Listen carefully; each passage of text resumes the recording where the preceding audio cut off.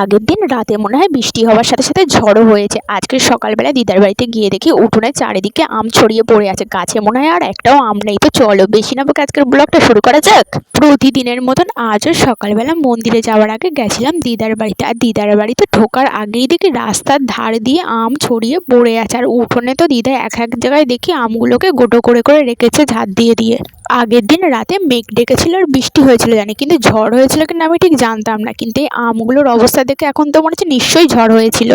আরও তো দিদার বাড়িতে আমার যাওয়ার আগে সকালবেলা ছোট দিয়ে বড় দিয়ে সবাই আম কুড়িয়ে নিয়ে গেছে, তো ভালোই হয়েছে। এদিকে আবার দেখি দিদাদের গাছে অনেকগুলো জবা ফুল আছে। প্রতিদিনই দিদার সব ফুলই তোলে। আমি ভাবলাম আজকে হয়তো অল্প কয়েকটা ফুল তুলে পুজো দিয়েছে, তা ভাবলাম যে বাদ বাকি ফুলগুলো গাছে আছে ওগুলো আমি না হয় তুলে মন্দিরে নিয়ে যাই। কিন্তু পরে আমি দিদার কাছ থেকে জানতে পারলাম ওই ফুলগুলো রেখে দিয়েছিল আসলে পাশের বাড়ির এক মামি ওই ফুলগুলো তুলে নিয়ে যায় প্রতিদিন।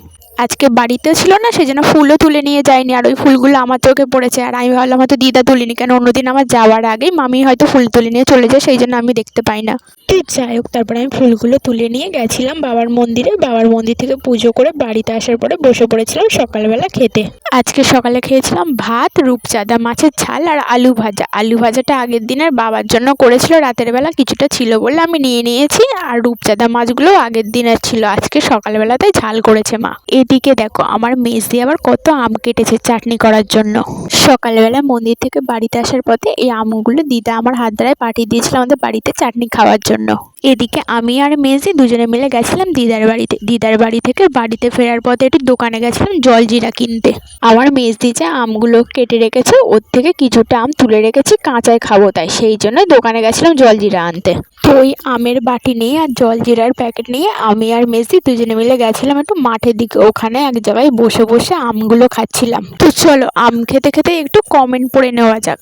তিয়াশা আর চাঁদনি আমার ব্লগে কমেন্ট করে নাম নেওয়ার কথা বলেছিল। তো যাই হোক, এদিকে তারপর আম খাওয়া হয়ে গেলে আমি আর মেজদি চলে এসেছিলাম বাড়িতে। তারপর দুপুরবেলা মায়ের রান্না হয়ে গেলে বসে পড়েছিলাম দুপুরবেলা খেতে।